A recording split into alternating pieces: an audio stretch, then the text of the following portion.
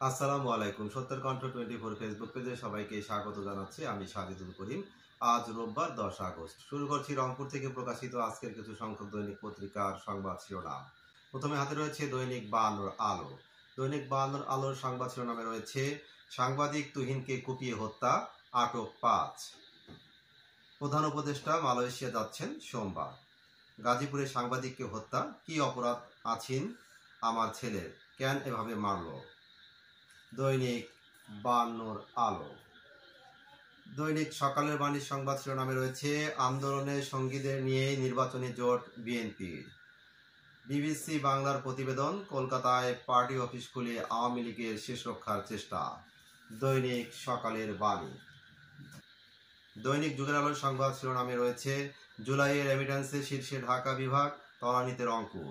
দেশের রাজনীতিতে পরিবর্তনের বড় সুযোগ তৈরি হয়েছে, আলী রিয়াজ। গণমাধ্যমের স্বাধীনতা ও সাংবাদিকদের নিরাপত্তা নিয়ে নোয়াবের উদ্বেগ। দৈনিক যুগের আলো।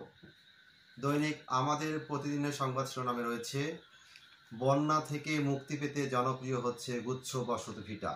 বন্যাকালে এসব উঁচু ভিটা হয়ে ওঠে ছোট ছোট আশ্রয় কেন্দ্র।